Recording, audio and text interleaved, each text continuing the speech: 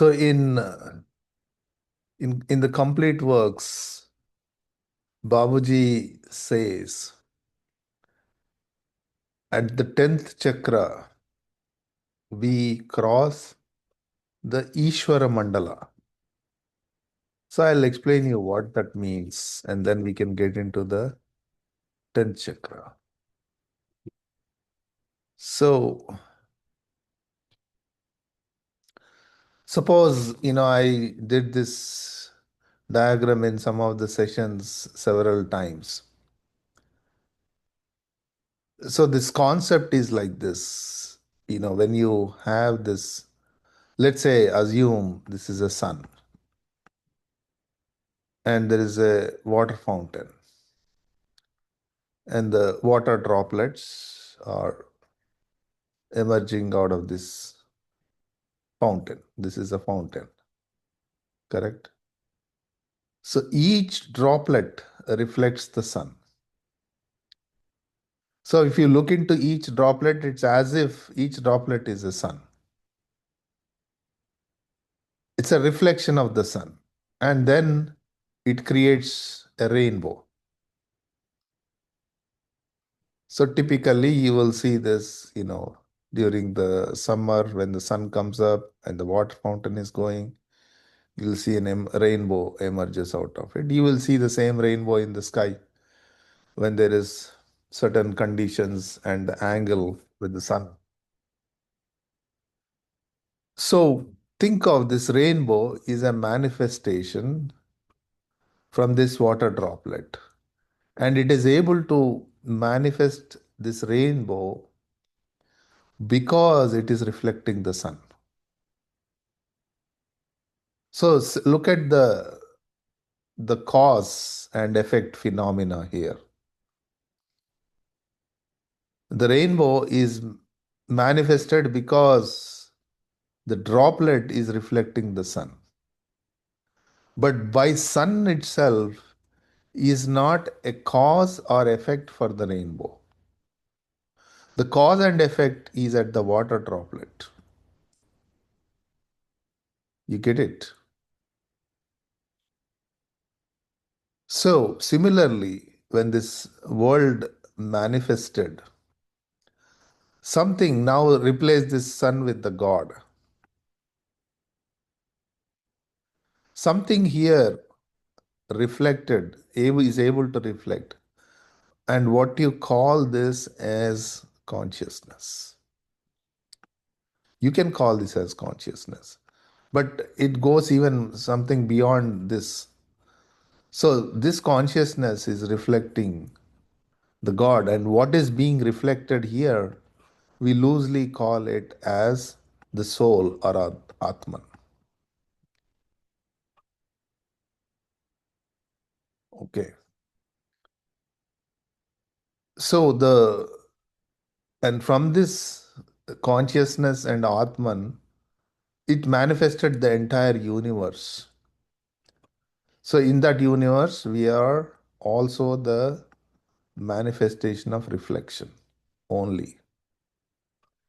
So that is why, because we are the manifestation of the reflection, this entire world is called as illusion. The Sanskrit word for this is Maya.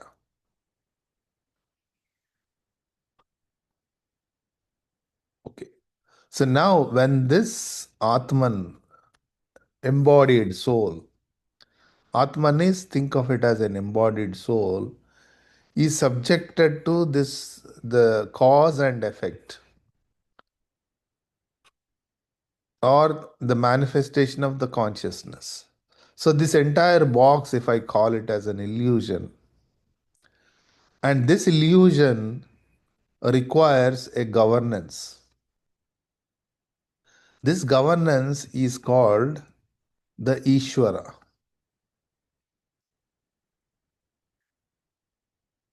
And this Ishvara in Indian literature or in Indian scriptures is known as like the Brahma, Vishnu, Maheshwara, the creator, the protector, and the destroyer.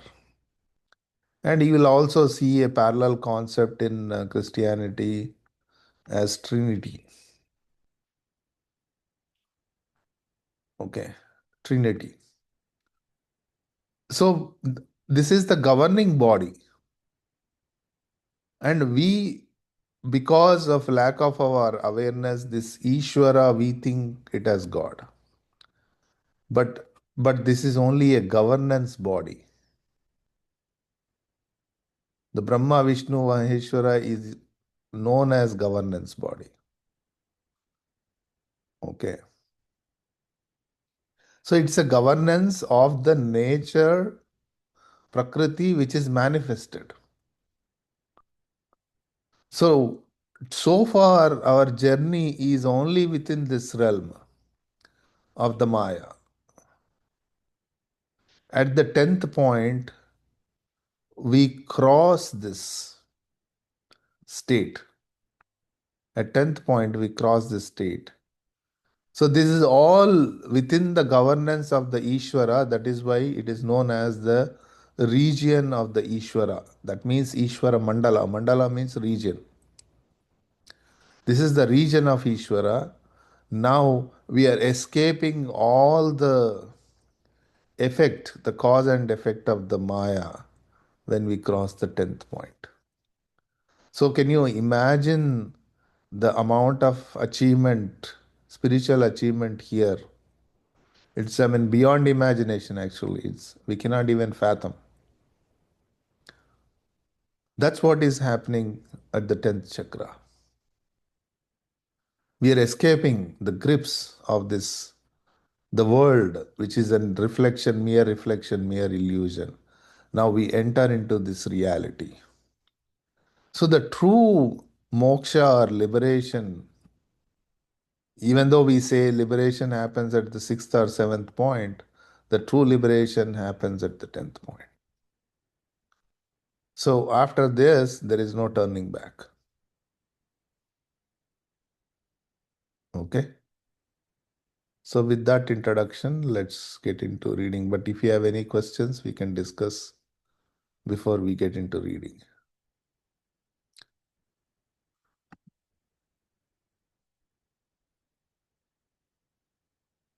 All right. So let's talk about the 10th chakra. Again, 10th is same as 5th chakra.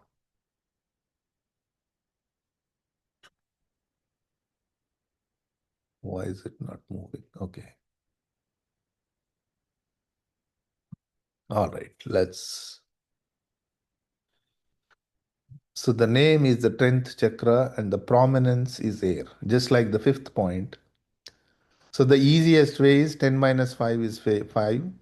So ninth chakra is similar to 4. 9 minus 5 is 4. So it's easy to, understand or remember like that. So this is the location of the 10th chakra. And after 10th chakra, you will see this Sahasradal Kamal is TK. Sahasra means thousand. So thousand petal lotus. So this is also in the traditional chakras, this is known as the crown chakra. Okay, here you can read it Sahasra Dala Kamal.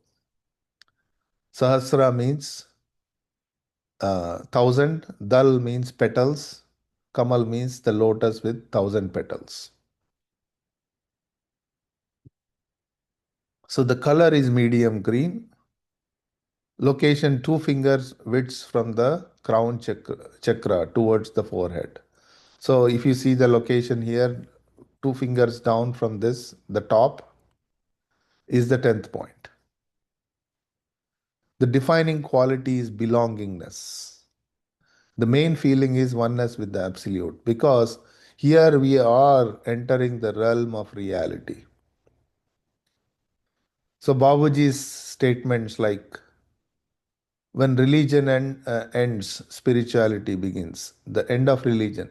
So here, end of religion, don't think that I am like leaving my religion or anything of that sort. There is nothing called leaving a religion.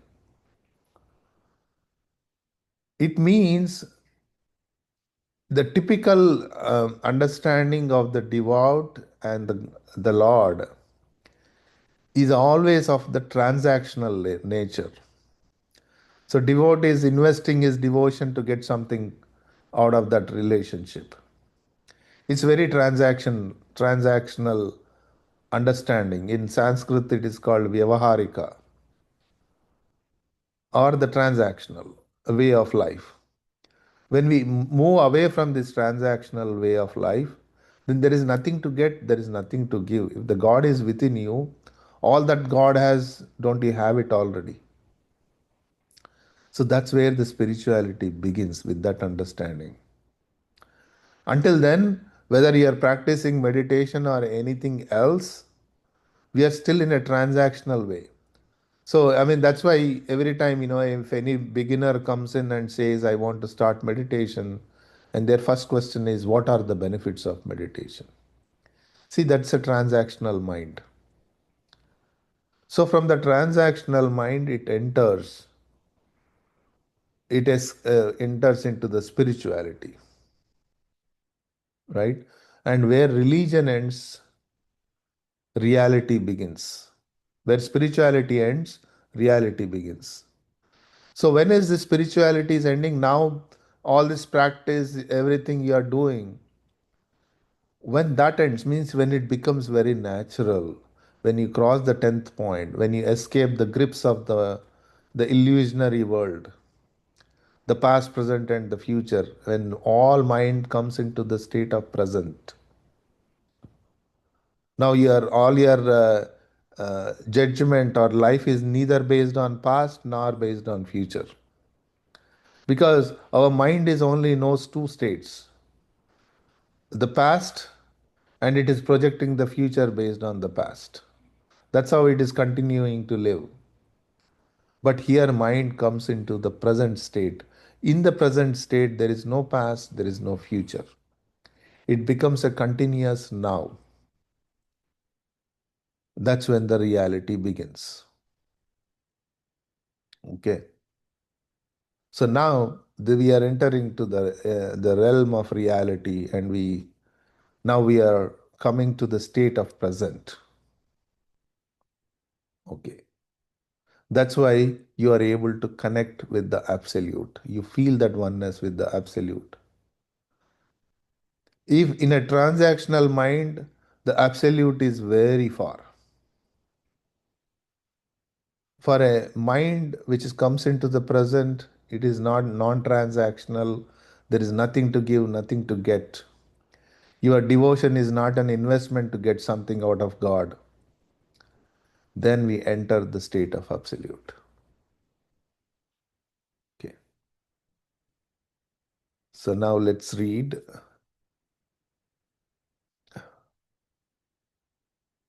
A sensei was walking on the monastery grounds, preoccupied with thoughts about finding his successor.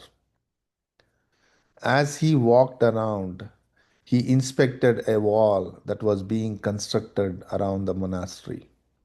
He saw one of the monks who had been in the monastery for a long time working on a section of wall. He asked the monk, what was he doing? The monk politely replied, laying bricks, master. The sensei continued his walk and saw one more monk working on another section of the wall, and he asked him the same question. And the answer was, building a wall to protect the monastery, replied the monk. Towards the end of the walk, the master saw a young monk whistling away, laying bricks. The lightness and joy of the young monk touched the master. The young monk was new to the monastery, and he had never seen the master before. And the master approached him and asked, young man, what are you doing? So the answer is that I am building a part of my master's vision. I am laying bricks, but it's the beginning of something exquisite. You will see, sir, In the coming years, this monastery will grow into a beacon of light. A sense of belongingness made the young monk one with sensei's vision. Such belongingness comes when hearts beat as, as one for a higher purpose. It reflects the deep spiritual connection that unites all beings, where the vision of one is the vision of all. Such a condition begins to emerge when one enters the 10th chakra.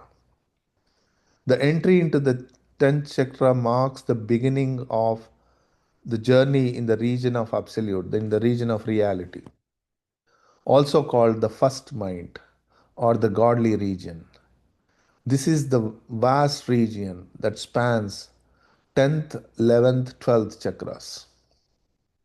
Entry into the region of absolute marks a high point in the journey where one has transcended humane levels and now swims in the divine realms to go towards the source. So now hope it makes sense the diagram I was drawing. So it kind of matches with the description here, right?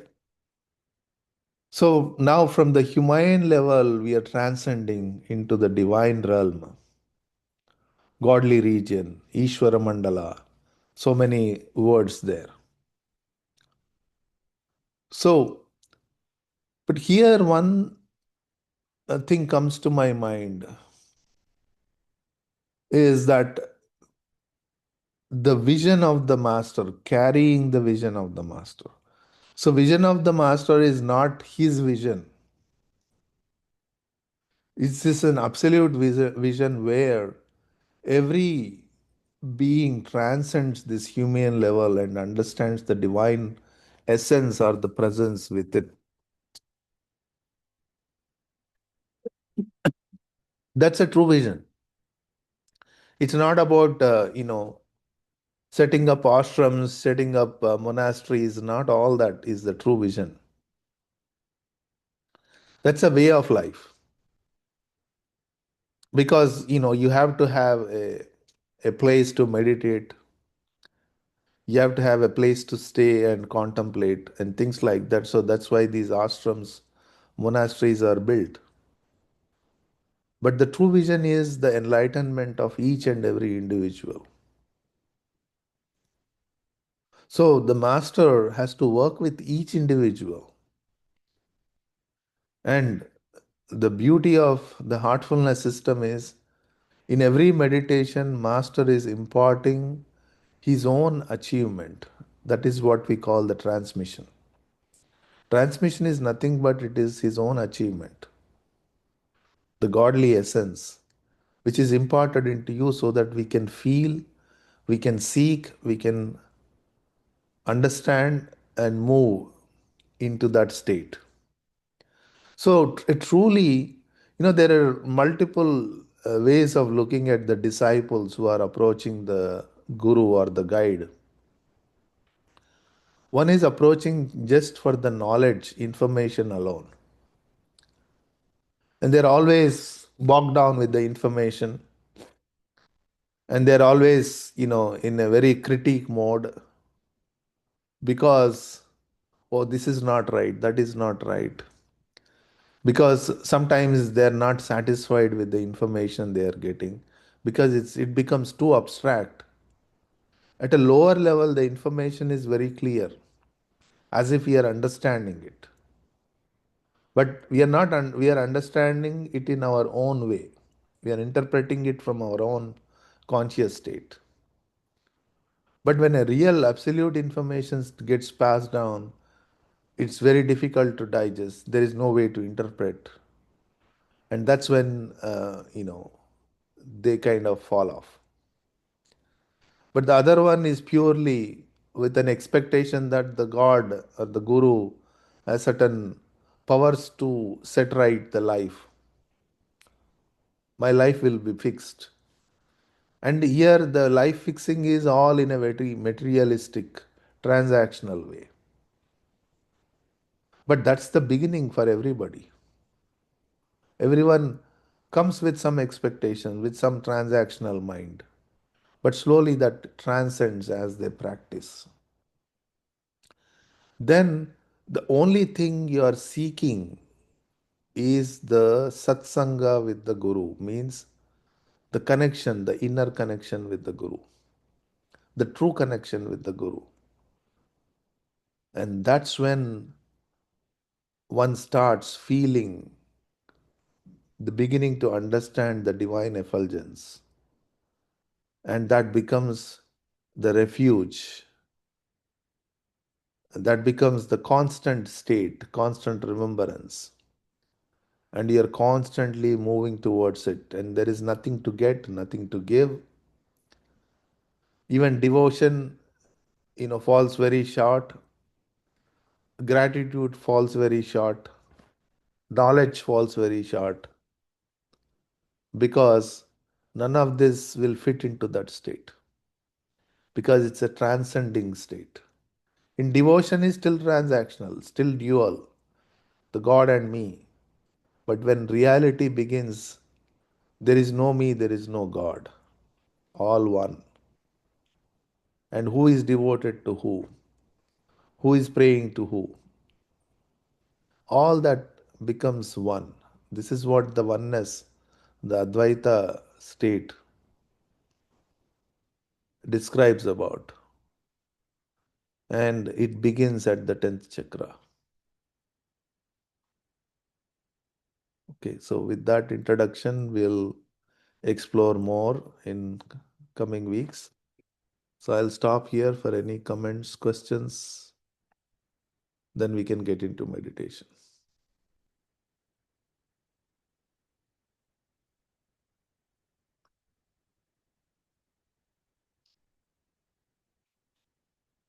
All right. Beautiful explanation, sir. Yeah, sister, what is it? Yeah,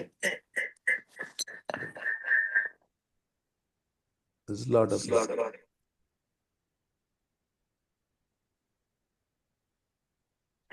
it's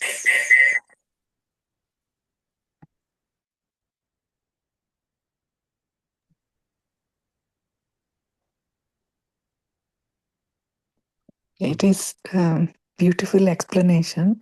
While hearing you, um, something cleared in my mind that when I read Babuji saying that the heart region starts, even though we have only this 5 points, but he says um, it is starts from head to toe, the entire heart region.